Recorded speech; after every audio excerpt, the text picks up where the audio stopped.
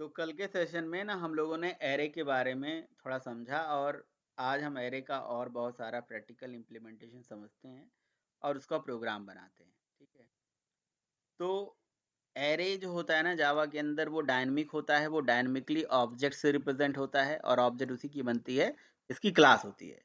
But array में आपने देखा कि एरे को बनाने के लिए हमारे पास सिंटैक्स था कि हम डेटा टाइप लगाते हैं, वेरिएबल का नाम लगाते हैं, एरे का सिंबल ले लेते हैं और फिर इज इक्वल टू न्यू करके ये इस तरह से एरे बनाते हैं। तो ये जो एरे बनाने का तरीका था ना, ये एक फर्स्ट तरीका था, फर्स्ट अप्रोच है। एक अनदर अप्रोच भी होता है, समझ रहे हो? वो जो दूसरा अप्रोच होता है उसको हम बोलते हैं एक्सप्लिसिट सॉरी इम्प्लिसिट अप्रोच, और इस वाले को बोलते हैं एक्सप्लिसिट अप्रोच। देखिए जावा में कई ऐसी क्लासेस हैं जिनका ऑब्जेक्ट दो तरह से बनता है, एक्सप्लिसिट इम्प्लिसिट। जैसे एरे का ऑब्जेक्ट, रैपर क्लासेस के ऑब्जेक्ट, स्ट्रिंग के ऑब्जेक्ट। रैपर क्लासेस मैंने आप लोगों को पढ़ाया था कि नहीं पढ़ाया था? अगर आपको याद हो तो मैंने पढ़ाया था। इंटीजर क्लास, बॉक्सिंग अनबॉक्सिंग, है पंकज एंड गौरव बताइए। रैपर हाँ जी क्लास, सर, बॉक्सिंग बॉक्सिंग पढ़ाया था अनबॉक्सिंग, सर, है बॉक्सिंग पढ़ाया था सर। हाँ। तो वहां पे भी आपने देखा होगा कि मतलब रैपर क्लासेस की भी ऑब्जेक्ट जो होते हैं, आप अगर इंट आई लिखते हो फिर integer x is equal to i लिख सकते हो, मतलब उसका भी ऑब्जेक्ट बिना न्यू से बन सकता है। तो जावा में कई ऐसे क्लासेस होते हैं जिनका ऑब्जेक्ट बिना न्यू से बन सकता है। ठीक है, तो रैपर क्लासेस हो गए आपकी, स्ट्रिंग क्लासेस हो गई, एरे क्लासेस हो गए। ठीक है, जो न्यू से लगाते हैं दैट इज एक्सप्लिसिट अप्रोच, और जो बिना न्यू से बनाते हैं दैट इज इम्प्लिसिट अप्रोच। तो इम्प्लिसिट और एक्सप्लिसिट दो तरह से हम एरे क्रिएट कर सकते हैं। तो ये एक्सप्लिसिट अप्रोच है जिसमें हम न्यू लगा रहे हैं, और इसमें साइज भी हम यूजर से इनपुट करा सकते हैं, तो ऐसा मैंडेटरी नहीं है। तो देखिए मैं अब क्या करूंगा, कुछ एक कंसेप्ट यूज करने जा रहा हूं, जैसे import static java dot lang dot system. अब सिस्टम को मैंने यहाँ पे स्टैटिकली इंपोर्ट कर दिया। ठीक है, समझ रहे हो? तो आप समझ ही रहे हो मैंने क्यों स्टैटिकली इंपोर्ट करा होगा। ठीक है, तो मैं स्कैनर क्लास का जैसे ऑब्जेक्ट बनाने जा रहा हूँ, तो स्कैनर क्लास का मैं ऑब्जेक्ट बनाऊंगा और स्कैनर क्लास के अंदर डायरेक्टली मैं इन लिख सकता हूँ। अब मुझे सिस्टम डॉट इन लिखने की जरूरत नहीं है। ठीक है, यहाँ पे डायरेक्टली मैं इन लिख सकता हूँ। देखिए चल रहा है, एकदम परफेक्ट चलेगा। ठीक है, उसी तरह से उस तरह से अब जैसे मैंने अब यहाँ पे मैंने स्कैनर का ऑब्जेक्ट बना लिया। अब हमने यहाँ से ले लिया system dot out dot println में एंटर द साइज ऑफ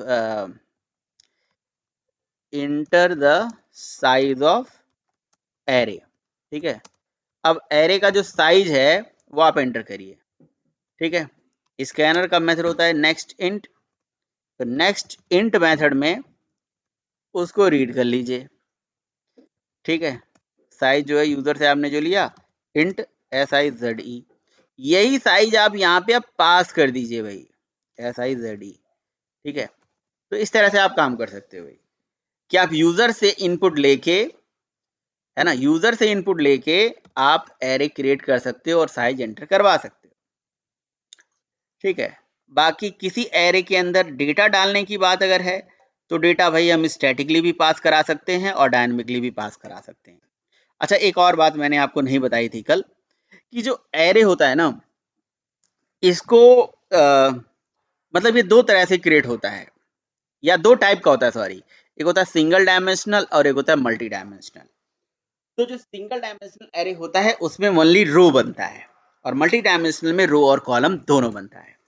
तो हमने जो सिंगल डायमेंशनल एरे अभी यहाँ पे क्रिएट किए, जो हमने बनाया है सिंगल डायमेंशनल एरे बनाया है, तो यानी कि ये मेमोरी में ओनली रो रो बनाएगा, मतलब एक सिंगल रो बनेगा, जो मैंने कल आपको समझाया था किस तरह से डायग्राम बनेगा, उसी तरह से वो डायग्राम क्रिएट होगा। तो सिंगल डायमेंशनल एरे ही होगा, है ना। दूसरी चीज ये है कि जब एरे आप बनाते हो, तो एरे को बनाते टाइम कुछ सिंटैक्स होता है, जैसे पहले डेटा टाइप आप लगाइए। ठीक है, डेटा टाइप लगाइए और फिर उसके बाद एरे का सिंबल लगाइए, फिर उसके बाद आप वेरिएबल का नाम दे दीजिए। अगर आप इस तरह से बना रहे हो तो वेल एंड गुड है, और अगर आप इस एरे का सिंबल यहाँ से उठा के यहाँ लगा देते हो तब भी कोई दिक्कत नहीं है। और अगर आप इनके बीच में स्पेस देना चाहते हो तो भी दे सकते हो, वो भी वैलिड है। कि भाई अगर मान लो कि एरे आप बना रहे हो, वेरिएबल का नाम और इसके बीच में कोई स्पेस देना चाहते हो तो भी वैलिड है। तो तो स्पेस मतलब लेके भी ये काम कर देता है। यहाँ पे स्पेस दे सकते हो, इसके बीच में भी स्पेस दे सकते हो, है ना। या आप यहाँ पे एरे इसके साथ ही यहाँ पे लगा दीजिए, या और उसके बाद वेरिएबल का नाम इसी के साथ ही ऐसे दे दीजिए। ऐसे भी दे सकते हैं बिना स्पेस के, विदाउट स्पेस। ये आप क्या बना रहे हो, रेफरेंस वेरिएबल। और उसके बाद अब आपको क्या करना पड़ेगा, variable is equals to new लिखना पड़ेगा, फिर डेटा टाइप लगाना पड़ेगा, जो भी डेटा टाइप का एरे बनाना चाहते हो, और उसके साथ यहाँ सेमीकोलन लगा के यहाँ पे साइज देना पड़ेगा। तो ये सिंटैक्स होता है एरे बनाने का। ये सिंगल लाइन में अगर आप लिखोगे, एक ही लाइन में अगर आप लिखना चाहते हो तो ये 2 लाइन का स्टेप है। सिंगल लाइन में आपको ये दोनों चीजें मिला के लिखना पड़ेगा, मतलब ये दोनों लाइन आपको मिला के एक साथ लिख देना होगा, ऐसे ऐसे लिखना होगा सिंगल लाइन। ये जो अप्रोच है दैट इज एक्सप्लिसिट अप्रोच। समझ रहे हो। यहाँ पे आप न्यू कीवर्ड लगा रहे हो, और इम्प्लिसिट जो होता है उसमें आपको लगाना पड़ता है डेटा टाइप, और उसके बाद एरे का साइन, वेरिएबल का नाम, और उसके बाद इक्वल टू कर्ली ब्रेसेस लगा के सेमीकोलन यहाँ लगा दीजिए, और यहाँ लिख दीजिए भाई values separated by commas. Comma के साथ वैल्यू आप बहुत सारा ऐसे दे दीजिए, वैल्यू सेपरेटेड बाई कॉमा। इस तरह से आप दे सकते हो। जैसे फॉर एग्जांपल आपने यहाँ पे लगाया इंट एक्स, एरे का साइन इज इक्वल टू, और इस तरह से आप कर्ली ब्रेसेस लगाइए, जितनी वैल्यू आप देना चाहते हो उतनी वैल्यू आप एरे में दे दीजिए, ये इसकी साइज बन जाएगी जितनी वैल्यू आप दोगे। ये है इम्प्लिसिट अप्रोच बिना न्यू कीवर्ड से, ठीक है। तो ये अलग अलग तरीके होते हैं एरे बनाने का। ऊपर वाला तो आप जानते ही हो, दिस इज एन एग्जाम्पल, ये इजी है, एग्जाम्पल है। ये ऊपर वाले का एग्जाम्पल अगर आप देना चाहते हो, इस वाले का एग्जाम्पल, तो इसमें क्या है भैया, आप डेटा टाइप क्या लगाओगे, इंटीजर लगाओगे, कोई भी लगा लो। मैं इंट ही लेके चल रहा हूँ बार बार, मुझे अच्छा लगता है लिखना, इसलिए मैं लिख दे रहा हूँ। इंट लिख दिया, और उसके बाद यहाँ पे साइज दे दिया 34, इतने साइज का एरे बन जाएगा। तो बताइए ये कोई सिंटैक्स में कोई समस्या है, कोई दिक्कत है? बताइए। मेरे ख्याल से नहीं हो नहीं सर, आज ओके। तो यहाँ पे हमने एरे बनाया है जिसमें हमने यूजर से साइज लिया है। अब इस एरे में वैल्यू आपको देना है तो दे दीजिए, वही एक्स के 0 पोजीशन पे ये चला जाए, 1 पोजीशन पे ये चला जाए, 2 पोजीशन पे ये चला जाए, ऐसे भेज सकते हो। लूप चला के भेज सकते हो, जो मैंने आपको कल बताया था। आपने लिख दिया भैया 0 पोजीशन पे ना क्या चला जाए, ये चला जाए। एक्स के 1 पोजीशन पे ना ये वैल्यू चली जाए, एक्स के 2 पोजीशन पे ये वैल्यू चली जाए, ठीक है। ऐसे आप भेज सकते हो, वैल्यू भेजते जाइए। बाकी जहाँ नहीं भेजोगे वहाँ डिफॉल्ट वैल्यू होगी उसकी। अच्छा एक चीज और मैं आपको समझा दूं, मैं फिर से समझा रहा हूँ। जावा में ऑब्जेक्ट जब बनता है ना, तो ऑब्जेक्ट के साथ हमेशा न्यू कीवर्ड किसी क्लास के साथ लगाया जाता है। यहाँ तो क्लास हमने बताया नहीं कि किस क्लास का ऑब्जेक्ट बनेगा, तो यहाँ पे हमने दे रखा है इंटीजर, इंट दे रखा है, राइट। तो ये क्या करेगा, जावा में एक प्रॉक्सी क्लास होती है जो कि हर डेटा टाइप के अकॉर्डिंगली वो वेरी होती है। जैसे अभी इंट है तो इंट के लिए अलग प्रॉक्सी क्लास होगी, फ्लोट के लिए अलग, बुलियन के लिए अलग, डबल के लिए अलग, सारी क्लासेस के लिए अलग अलग प्रॉक्सी क्लासेस होती हैं। और उस प्रॉक्सी क्लास का नाम अगर आपको प्रिंट कराना है तो आप क्या कर सकते हो, अगर आपको याद हो किसी क्लास का नाम प्रिंट करने के लिए get class dot get name, ये मेथड होता है जिससे हम किसी क्लास के, है ना, उसकी क्लास का नाम प्रिंट करा सकते हैं, ठीक है। बाकी उसी प्रॉक्सी क्लास का डेटा मेंबर होता है क्या, लेंथ। तो हम यहाँ पे फॉर लूप चलाएंगे, और फॉर लूप चला के इसके लेंथ तक का यहाँ पे वो दे देंगे कि भैया लेंथ तक ये चलेगा। और उसके बाद लेंथ तक का वो सारा डेटा निकालने के लिए system dot out dot println में हमने एक्स आई लिख दिया। तो जो भी साइज देंगे, साइज के अकॉर्डिंगली डेटा चला जाएगा, और यहाँ पे जहाँ डेटा नहीं होगा वहाँ नल आ जाएगा, बाकी सारा डेटा। जैसे मैंने यहाँ साइज दे दिया 4, ठीक है। तो देखिए ये प्रॉक्सी क्लास का नाम प्रिंट हो गया। इस नाम से कोई क्लास आपको मिलेगा नहीं, तो फेक क्लास होती है।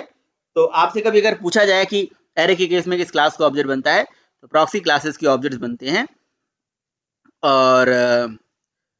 और किस टाइप का होता है, तो वो इंट ये डिनोट करता है कि ये इंट टाइप का होता है, मतलब उसमें इंट ही वैल्यू जाएगी।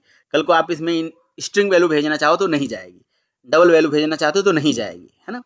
तो जिस टाइप का आप एरे बनाते हो उसी टाइप, जैसे मैंने सपोज करो कि मैंने स्टूडेंट टाइप का एरे बनाया, तो पहली बात तो स्टूडेंट यहाँ वैलिड ही नहीं है। क्यों नहीं है? क्योंकि स्टूडेंट कोई क्लास तो है ही नहीं ना, पहले आपको एक स्टूडेंट क्लास बनानी पड़ेगी, तब उस टाइप का आप एरे बना सकते हो, है ना। तो स्टूडेंट टाइप का मैंने अगर ये एरे क्रिएट कर दिया, तो पहले तो स्टूडेंट क्लास एक बनाइए, मैंने एक क्लास क्रिएट कर दिया स्टूडेंट, ऐसे बना सकते हैं हम, कोई दिक्कत नहीं है।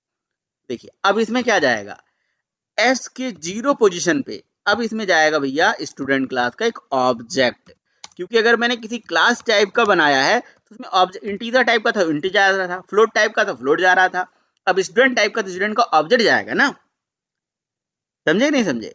किसी भी टाइप का एरे बना सकते हो, स्ट्रिंग बनाओ, इंटीजर बनाओ, फ्लोट बनाओ, डबल बनाओ, बुलियन बनाओ, ठीक है, कोई दिक्कत। नहीं सर, प्रॉक्सी का मतलब क्या था सर? प्रॉक्सी का मतलब होता है फेक, फेक प्रॉक्सी का मतलब होता है फेक। जैसे हमारे आपने अपने कॉलेज में भी सुना होगा कि यार हमारा प्रॉक्सी अटेंडेंस मार देना भाई, ऐसे बोला है कभी?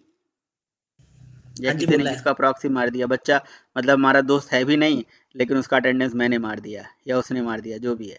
बहुत किया है सर ऐसे। तो वही तो होता है प्रॉक्सी, मतलब कोई बंदा न होते हुए भी अपना एग्जिस्टेंस हो कराए, फर्जी, फर्जीवाड़ा इसे बोलते हैं। इसका मतलब फर्जीवाड़ा बहुत किया है। हम्म आज सर प्रैक्टिकल था हमारा। आपने जो प्रोजेक्ट दिया था ना, हम्म तो फर्जी तो नहीं किया। हम्म मुझे पता था कि सर ना लास्ट में थक जाएंगे और प्रोजेक्ट कहेंगे तुम्हारा हो गया, बस जाओ। तो मैंने लास्ट में दिया। सर ने बस ये पूछा क्या टाइटल है तुम्हारा हम्म प्रोजेक्ट का। मैंने बता दिया सुपर डील और ई कॉमर्स वेबसाइट है हमारा। हम्म बस फिर बाद में कहता है तुम जाओ, हो गया। चलो क्योंकि जो बढ़िया है। पूछना था वो पहली पहली एनर्जी में उन्होंने पूछ लिया, जितना पूछना था बच्चों से। हम्म, ओके, चलो। तो अब एरे बना दिया, एरे में मैंने यूज़र से भी इनपुट ले लिया, यूज़र से इनपुट लेके फिर मतलब उस पे कुछ भी कर सकते हो यार आप, है ना। कल भी हमने इसी टाइप का एक प्रोग्राम बनाया था। तो ना इस तरह से आप यूज़र से इनपुट तो लेके काम कर सकते हो। मैं ना अब क्या करने जा रहा हूँ, ध्यान से देखिएगा। मैं आप उस टाइप का एरे बनाता हूँ, ये देखो मैंने इंटीजर टाइप का एरे बनाया, उस तरीके से बना देता हूँ, इम्प्लिसिट वाले अप्रोच से, ऐसे 10 20 25 50 100 दे दीजिए। फिर कैसे निकालोगे डेटा, वही फॉर लूप, है ना। लेंथ तक का लूप चलाया, system dot out dot println में एक्स ऑफ आई लिख दिया, डेटा निकल के आ जाएगा, जितना डेटा होगा आ जाएगा। एरे की कैपेसिटी से बियॉन्ड डेटा जाएगा, प्रॉब्लम आ जाएगी। बताइए भाई। हम्म तो ये अनदर तरीका हो गया भाई। अच्छा, तो मैं इसे आपको यहाँ पे पास कर देता हूँ, ठीक है, ताकि आपको प्रोग्राम मिलता रहे। और हम क्या कर सकते हैं, सिंगल डायमेंशन एरे ही पढ़ रहे हैं, हम एरे मेथड के अंदर भी बना सकते हैं, समझ रहे हो। जैसे सपोज करो कि मैंने एक मेथड बनाया, लेट से वाइड शो नाम का एक मेथड बनाया। अब शो, अच्छा, एक एनोनिमस एरे जिसको हम बोलते हैं, तो शो मेथड के पैरामीटर में मैंने एरे दे दिया इंटीजर, स्ट्रिंग दे दो, इंटीजर दे दो भाई, जो जिस टाइप का एरे होगा। लेट से मैंने स्ट्रिंग टाइप का एरे बनाया, देखो ऐसे स्ट्रिंग एरे बनेगा, string s equal to new string s t string, implicit बना लो, string s is equal to ऐसे करली ब्रैकेट, यहाँ पे दे दो हेलो, हाय, बाय, जो भी भेजना भेज दो, समझ रहे हो, ऐसे भेज सकते हो आप। तो मेथड के पैरामीटर में लेट से मैंने स्ट्रिंग टाइप का एरे बना लिया, ठीक है। तो मैं अब ये एरे उठा के इस मेथड के आर्गुमेंट में नीचे से भेज सकता हूँ उसे। मेथड को मैंने स्टैटिक बना दिया, स्टैटिक मेथड अब क्लास के नेम से चल सकता है। मैंने शो मेथड को कॉल किया और उसमें शो मेथड को कॉल किया और उसमें ये एरे उठा के एस को पास कर दिया, ये एस यहाँ पे जाके रिसीव हो गया। अब उसको करो जो करना है, समझ रहे हो। तो फॉर लूप चलाया, लेंथ तक का लूप चलाया और एस के लेंथ तक का लूप चलाया, system dot out dot println में क्या प्रिंट कर लिया, एस ऑफ आई, बस हो गया खत्म। जो भी डेटा होगा सारा डेटा प्रिंट हो गया आ जाएगा। बताइए समझ में आया। we can also pass the we can also pass the array in method. अच्छा, आप कोई जरूरी नहीं यहाँ पे एरे ऐसे बना के पास करो, ठीक है, आप कोई जरूरी नहीं है ऐसे पास करो, आप एरे एनोनिमस भी बना सकते हो। न्यू स्ट्रिंग एरे का साइन और उसके बाद करली ब्रैकेट में वैल्यू दे दीजिए, value separated by comma, Ram Shyam Mohan, ठीक है, इस तरह से आप दे सकते, इस तरह से भी दे सकते हो वैल्यू, ठीक है। अब अगर मान लीजिए कि मुझे किसी एरे के अंदर से ऐसे ही, जैसे मैंने ये बनाया, अगर आपको कुछ नहीं आ रहा है तो भाई पूछो, नहीं पूछोगे तो मैं ये मान के चलूंगा आपको सब समझ में आ रहा है। अगर मान लो कि मुझे किसी एरे के अंदर से मैक्सिमम एलिमेंट निकालना है, तो मैंने ऐसे एक मैक्स नाम का मेथड बना दिया और मैंने इस बार इंटीजर टाइप का एरे ले लिया, ठीक है। और नीचे से जब मैं इस मेथड को कॉल करूंगा तो मैं इंट टाइप के ही कुछ वैल्यूज यहां से भेज दूंगा। लेट से मैंने यहाँ पे भेज दिया 12, 2, 35, 600, 200, ऐसे मैंने वैल्यू भेज दिया और सबसे पहले मैंने ले लिया 500। अब इन सारी वैल्यूज में से जो मैक्सिमम वैल्यू है वो हम निकालना चाह रहे थे। अभी इसका नाम मैक्स हो गया ना, तो यहाँ से हमने मैक्स ले लिया। कैसे निकालेंगे? अगर हम किसी एरे के अंदर से मैक्सिमम एलिमेंट निकालना चाहते हैं तो भैया इसके लिए हमें लॉजिक लिखना पड़ेगा। अब ये यहाँ से थोड़ी कहानी होगी थोड़ी टेढ़ी, है ना। पहले क्या था, सब सिंपल सिंपल चल रहा था, तो आप कोई मतलब बना बनाया मेथड भी चला सकते हो। जैसे जावा में एक एरेज नाम की क्लास होती है, उसका मैक्स मेथड होता है, उसे चला सकते हो। कलेक्शंस क्लास होती है, उसके अंदर मैक्स मेथड होता है, उसे चला सकते हो। आपको लॉजिक लिखना पड़ेगा, सोचना पड़ेगा। अब इसके लिए जी क्या करोगे आप सोचो। मतलब मैं एक तरीका बता रहा हूँ, वैसे बहुत सारे तरीके हो सकते हैं कि भैया इन सारे एलिमेंट्स में से ये मान लो कि ये वाला मैक्स है, ठीक है, तो या मिन है, जो भी है, मैक्स मिन जो भी निकालना है, तो उसको आप किसी वेरिएबल में किसी एरे में संभाल के रख लो, है ना, किसी एरे में संभाल के रख लो। लेट से मैं यहाँ पे क्या करता हूँ, यहाँ पे इंट मैक्स करके एक वेरिएबल क्रिएट कर दिया, ठीक है। और उस वेरिएबल में मैंने क्या ले लिया, यहाँ पे लिख दिया एस और यहाँ पे लगा दिया मैंने 0। तो एस की 0 पोजीशन की जो वैल्यू है, एस के 0 पोजीशन की वैल्यू को मैंने मैक्स मान लिया, ठीक है। लेंथ तक का लूप चला दिया, कहाँ से, 0 से नहीं, 1 से लेके लेंथ तक का लूप चला दिया। अब उसके बाद हमने क्या करा, कंडीशन लगा दिया। क्या कंडीशन लगाएंगे, अब देखिए कंडीशन यहाँ पे क्या लगाएंगे, हम लिखेंगे कि भैया इफ कि जो हमने वैल्यू मैक्स बनाई है, क्या जो मैक्स वैल्यू है क्या लेस देन है जो हमारा एरे आ रहा है, यानी कि एस ऑफ आई के, क्या वो लेस देन है? अगर लेस देन है तो भैया एक काम करना, मैक्स के अंदर, है ना, एस ऑफ आई को उठा के डाल देना, ठीक। तो बस ये छोटा सा लॉजिक लिख दिया। अगर ऐसा है तो ठीक है, ये काम करेगा, नहीं तो लूप के बाहर आके यहाँ system dot out dot println में मैक्स को हमने प्रिंट करा दिया, बात खत्म, ठीक है। देखते हैं जरा चला के भाई, ये देखो एरे के अंदर से मैक्सिमम एलिमेंट निकल के आ गया 600, 600 निकल के आ गया, ठीक है। कैसे निकल के आ गया, आप थोड़ा दिमाग लगाइएगा, थोड़ा समझिएगा, ठीक है, नहीं समझ में आएगा तो मेरे से बात करिएगा। अगर मुझे इसी में से मिन निकालना है, मिनिमम निकालना है, तो बस नाम इसका मैक्स की जगह पे मिन रख दीजिए, इस वेरिएबल के भी नाम मिन रख दीजिए, मतलब ताकि मुझे याद रहे आसानी से, मतलब समझ में आए। अगर आप मिन नहीं रखोगे, अगर मिन नहीं रखोगे ना, तो आपको थोड़ा सा मतलब याद करने में डिफिकल्टीज होगी, और कोई बात नहीं है, बस सब कुछ कोड वही है। ये जो ग्रेटर देन लगाया था मैंने ना, लेस देन सॉरी, इसके जगह पे ग्रेटर देन लगा दिया, बस काम खत्म। यही सेम प्रोग्राम में ये मिनिमम एलिमेंट निकाल के लेके आएगा 3। तो आप इसको भी जरा देखिए। तो ऐसे ही हम किसी एरे के अंदर से, एलिमेंट के अंदर से मैक्सिमम हो गया, मिनिमम हो गया, एलिमेंट को हम शॉर्ट कर सकते हैं, सफल कर सकते हैं, रैंडम कर सकते हैं, जो आपको करना है वो सारा काम इसमें आप कर सकते हैं, कोई दिक्कत वाली बात नहीं। किसी एरे के अंदर से एलिमेंट को जैसा आप बनाना चाहें वैसा आप बना सकते हैं, राइट। तो ये तो एक एग्जाम्पल मैंने बताया, इसी तरह से आप बाकी जैसे शॉर्ट वर्ड करके जरूर देखिए। शॉर्ट मतलब जैसे मैंने एलिमेंट दे दिया, अब मैं इसे असेंडिंग या डिसेंडिंग, तो असेंडिंग और डिसेंडिंग वाला काम आपको दे देता हूँ, वो करिएगा। ठीक है, किसी एरे से ना हम कोई एलिमेंट रिटर्न भी करवा सकते हैं। जैसे ये इस मेथड का रिटर्न टाइप है इंटीजर, तो हम इसका रिटर्न टाइप ना एरे टाइप का दे सकते हैं। लेट्स से मैंने इसका रिटर्न टाइप इंटीजर टाइप का एरे दे दिया, तो अब ये मेथड इंटीजर टाइप का एरे रिटर्न करा सकता है।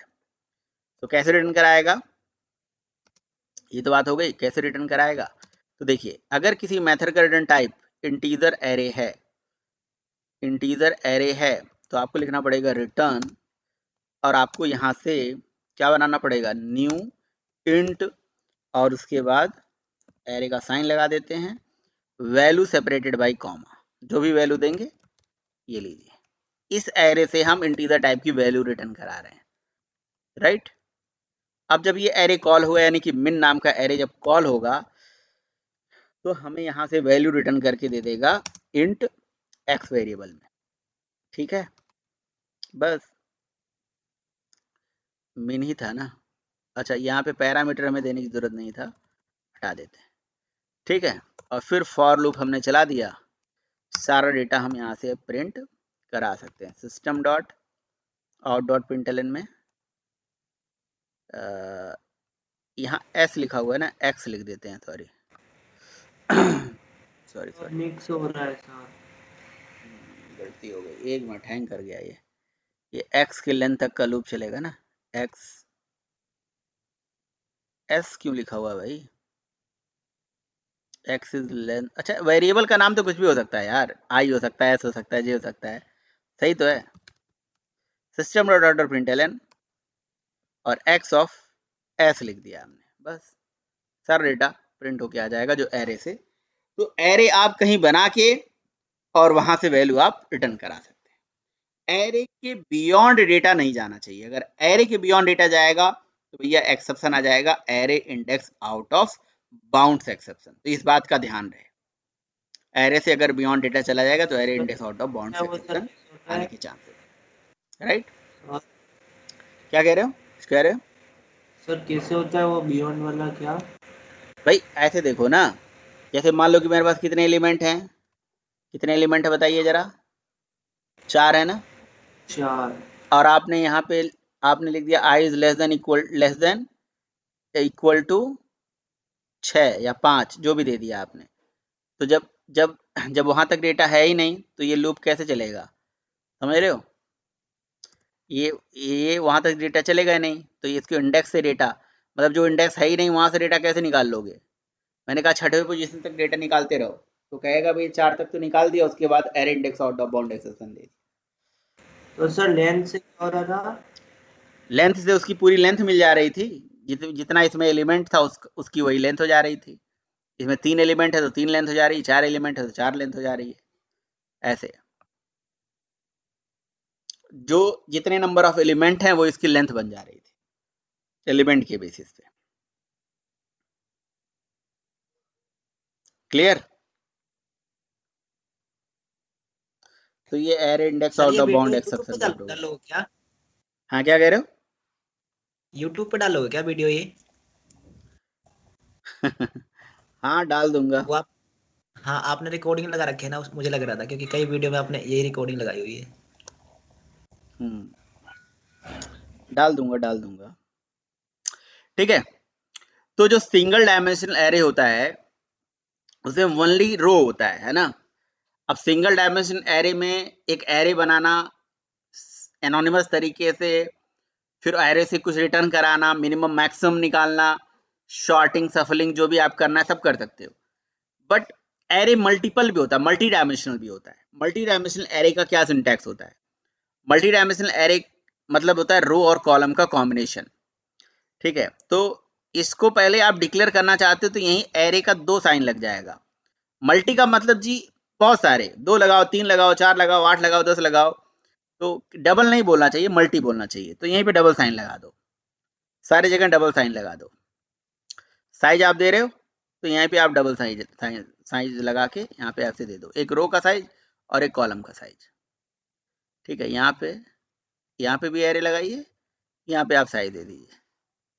ओह सॉरी, यहाँ साइज नहीं देना होगा, ये तो डिक्लेरेशन में बता रहा हूँ ना, ये तो मैं डिक्लेरेशन बता रहा हूँ। डिक्लेरेशन तो करते टाइम पे नहीं देना होता है ना, यहाँ पे साइज दे दीजिए।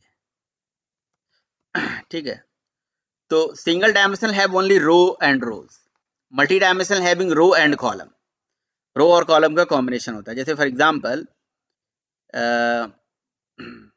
तो ये सब आप पहले ले लीजिए, ये मल्टी डायमेंशनल एरे इस तरह से बनता है। मल्टी डायमेंशनल एरे जो होता है वो होता है रो और कॉलम का कॉम्बिनेशन। जैसे फॉर एग्जांपल, जैसे मान लीजिए कि आपने लिखा इंट x और फिर आपने एरे का 2 साइन लगा दिया इज इक्वल टू न्यू, और उसके बाद यहाँ पे 2 बार आपने ऐसे लगा के हम लिखिए 3 और 3। ठीक है, आप जितना मर्जी उतना दे दो, 3 4 दे दो, 4 3 दे दो, 2 2 दे दो, है ना। तो ये 3 3 का मतलब हो गया 3 रो एंड 3 कॉलम। तो आप ऐसे पेंट में जाइए और 3 रो और 3 कॉलम बना लीजिए कि ये इतने रो और इतने कॉलम हमारे तैयार हो जाएंगे, समझ रहे हो। तो 3 रो और 3 कॉलम यहाँ पे तैयार हो जाएगा ऐसे, ये हमारा 3 रो हो गया और 3 कॉलम हो गया, इस तरह से 3 अलग अलग डंडे बन गए इधर और 3 इधर, ऐसे 3 रो एंड 3 कॉलम। ठीक है, मैट्रिक्स समझते हो, मैट्रिक्स बन गया ये। ठीक है, ये जो है इंडेक्स, इसको हम बोलते हैं 0 0 इंडेक्स, 0 0 इंडेक्स। इसको बोलेंगे 0 1 इंडेक्स। ठीक है, 0 0 हो गया, 0 1 हो गया। अगले वाले को बोलेंगे, क्या होगा बताओ आप लोग, क्या होगा अगला वाला? 0 2। 0 2 इंडेक्स, बिल्कुल सही बात है। Yes sir. फिर ये वाला कौन सा हो जाएगा? 1 0 1 इंडेक्स। 0। फिर क्या ये क्या हो होता जाएगा? है सर ये 1 मैट्रिक्स? 1 1 1 1 2 1 2, बिल्कुल सही बात है। नीचे क्या होगा? 2 2 0। 0, फिर 2 2 और फिर 2 3, इस तरह से इंडेक्स बन जाएगा। तो देखो, अगर किताब की पॉइंट ऑफ व्यू से बात करोगे, समझने के पॉइंट ऑफ व्यू से बात करोगे, तो इसको ऐसे समझ सकते हो, रो और कॉलम बना के जो आपने साइज दी है। लेकिन तो इन जनरल, मतलब जो जनरल डेफिनेशन होता है, कहते हैं multi dimensional array is a combination of row and column. But अगर इसकी एक्चुअल डेफिनेशन की बात करा जाए, कोडिंग पॉइंट से बात करा जाए, तो ऐसा बोल सकते हो multi dimensional array is array of arrays, यानी कि एक सिंगल एरे जिसमें बहुत सारे एरेज को उठा के डाल दिया गया। यानी कि मेमोरी के अंदर थोड़ी ना रो कॉलम बनता होगा। ये तो समझाने के लिए है। मेमोरी में तो ऐसे एक सिंगल एरे बनता होगा जिसमें 3 इंटू 3 मतलब हो गया 9, तो ये 9 साइज का ऐसे एरे क्रिएट हो जाएगा। यानी कि एक सिंगल एरे जो बहुत सारे एरेज का कॉम्बिनेशन है, array of arrays, array of arrays, समझ रहे हो। आप काउंट कर लेना, 9 होना चाहिए। और ये जो इंडेक्स होगा ये होगा 0 0, फिर ऐसे 0 1, फिर 0 2, फिर इसी तरह से जब जगह कम पड़ जाएगा ना, तो फिर आगे आगे चलता जाएगा ना। सॉरी, यहाँ हो गया सर 0 0। हाँ, क्या कह रहे हो? 0 1, क्या क्या है ये मैट्रिक्स सर? क्या कह रहे हो? मैट्रिक्स क्या होता है? सर ये कैसे होता है 0 0 0 1 ये? ये हो गया 0 2 वैसे इंडेक्स। मैट्रिक्स में आई जे की फॉर्म होती है। रुको रुको, मैं बता देता हूँ। 0 0 0 1 0 2, फिर उसके बाद यहाँ से शुरू हो जाएगा 1 0, फिर उसके बाद हो जाएगा 1 1, इस तरह से ही चलता चला जाएगा। एक बात बताओ, सिंगल डायमेंशनल एरे बनाते थे तो इंडेक्सिंग शुरू होती थी। सिंगल डायमेंशनल एरे बनाते थे तो इंडेक्सिंग चलती थी ना, 0 1 2 3 4 5 चलती थी, नहीं चलती थी? बताओ, बोलो। हाँ जी सर। गौरव बताएंगे, गौरव बोलोगे नहीं बोलोगे? Yes sir. ठीक है, तो जो मल्टी डायमेंशनल एरे होता है उसमें क्या होता है ना कि रो भी होता है और कॉलम भी होता है। तो एक तरफ हो गया रो और एक हो गया कॉलम। तो आप कैसे पता करोगे कि आपकी वैल्यू कहाँ पे है, किस रो पे और किस कॉलम पे है? तो ये 0 का मतलब 0th रो हो गया और 0 का मतलब 0th कॉलम हो गया। ठीक है, तो ये आपकी रो को डिनोट करता है। ठीक है, ये आपकी रो को डिनोट कर रहा है इधर से, ये रो को डिनोट कर रहा है, और ये जो है नीचे बनाओ लिखूं या ऊपर लिखूं एक ही बात है, ये कॉलम को बता रहा है। तो ये कॉलम हो गया, ये कॉलम हो गया, ये कॉलम हो गया। तो जो ऊपर से नीचे है कॉलम है, तो 0 कॉलम, 1 कॉलम, 2 कॉलम। 0 1 2 कितना हो गया? 0 1 2 को 3 बोला जाएगा। क्यों मैंने 3 बनाया? क्योंकि मैंने 3 इंटू 3 का एरे बनाया हुआ है। 3 और 3 रो 3 कॉलम लिया हुआ है। तो ये 0 1 2 3 ठीक है। उसी तरह से अब इसी तरह से आगे जाओ, ये 0 फिर ये 1 ये 2 राइट। तो 0 1 2 क्या हो गया? 3 हो गया। 0 से चल रहा है ना, तो 3 हो गया। तो ये 0 0 का मतलब हो गया 0 रो और 0 कॉलम राइट। 0 1 का क्या मतलब हुआ? 0 रो का फर्स्ट कॉलम, 0 रो का ही सेकंड कॉलम। अब समझ में आया 0 0 0 1 0 का और इसका क्या मतलब हुआ? तो रो और कॉलम को डिनोट कर रहे हैं ना, बताना पड़ेगा ना किस रो और किस कॉलम से। भाई अगर देखा जाए यस तो ये 0 रो है, ये 0 रो है, ये 1 रो है, ये 2 रो है, इसलिए इसके पहले 0 लिखा है, यहाँ 1 लिखा है, यहाँ 2 लिखा है। लेकिन अगर कॉलम वाइज देखा जाए तो ये सारा यहाँ से यहाँ तक ये 0 ही है, इसलिए सबके लास्ट में 0 0 0 ही लिखा हुआ है। ये 1 वाला है इसलिए सबके लास्ट में 1 1 1 ही लिखा हुआ है। ये 2 वाला है इसलिए सबसे लास्ट में 2 2 2 ही लिखा है। यहाँ लास्ट में 2 लिखना चाहिए था, 3 लिख दिया गलती से। समझे या नहीं समझे? अभी भी नहीं समझ में आया तो बताओ। रो कॉलम सर समझते हो कि नहीं समझते हो? भाई यस ये सर रो ये और तो कॉलम ये दो चीजें बनती हैं। तो इसमें 0 रो और मतलब 0 रो 0 कॉलम, 0 रो 1 कॉलम, 0 रो 2 कॉलम। तो कॉलम 1 यहाँ पे 1 2 3 1 0 1 2 ये कॉलम को बता रहे हैं, और 0 0 0 ये 0 रो को बता रहे हैं। आप समझे नहीं समझे? बोलो भाई, ये मेमोरी के अंदर ऐसे होता है। Yes data sir. तो ये में आपने सर ये 2 2 क्यों लिखा है? कहाँ ये पे? सर ये 2 0 फिर ये 2 1 होना चाहिए ना। हाँ यार गलती से हो गया, कह तो रहा हूँ। ये मिटा देता हूँ, पेंट में गलती हो गई, पेंट में लिखने की वजह से गलती हो गई। ठीक है, ये ओके लीजिए सर। 0 1 और 0 2 0 और 2 2। रो और कॉलम का कंसेप्ट समझो, ये समझ में आ जाएगा 100%। राइट। अब देखिए, अगर आपको ये नहीं समझ में आएगा तो आप मल्टी डायमेंशनल एरे में वैल्यू भेज ही नहीं पाओगे। अब जैसे मैंने यहाँ पे लिख दिया x 0 0, तो क्योंकि मल्टी डायमेंशनल एरे है ना, तो ऐसे असाइन होगा वैल्यू। उसमें भेज दिया मैंने 23। फिर मैंने लिखा x 0 1, उसमें मैंने वैल्यू भेज दिया 45। अब समझे?